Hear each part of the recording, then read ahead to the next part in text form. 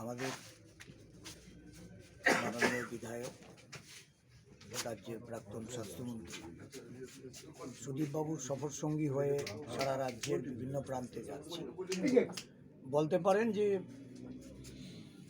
প্রায় 4 বছর অতিক্রম করে রাজ্যের যে রাজনৈতিক পরিস্থিতি, বিভিন্ন প্রান্ত থেকে মানুষের তাদের যে আরতি, যাদের নিয়ে দীর্ঘ সময় আমরা এই রাজ্যের বুকে অবাম রাজনীতিতে অবতীর্ণ ছিলাম, সেই সমস্ত নেতৃত্ব বন্ধুরা তাদের সকলে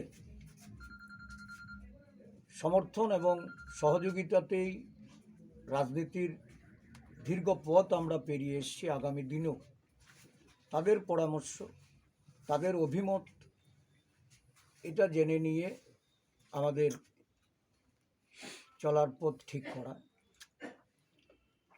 যে কথাগুলি বলার চেষ্টা হচ্ছে যে এটা দল বিরোধী কাজ হচ্ছে, আসলে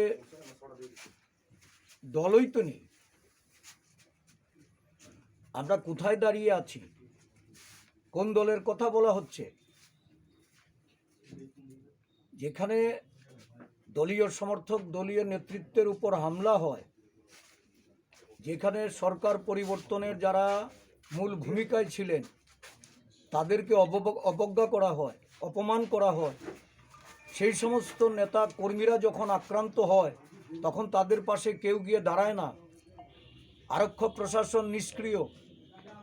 সেই দল বলছে যে দল বিরোধী কাজ।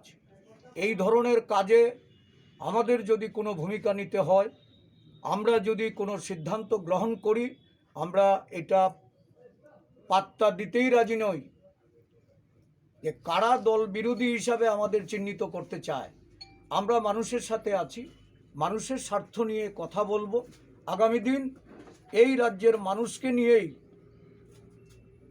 রাজনৈতিক পরিবেশ, গণতন্ত্র রক্ষা এবং সার্বিক উন্নয়ন বিকাশের দিকে পথ চলা আমরা শুরু করার জন্য উদ্যোগ গ্রহণ করেছি।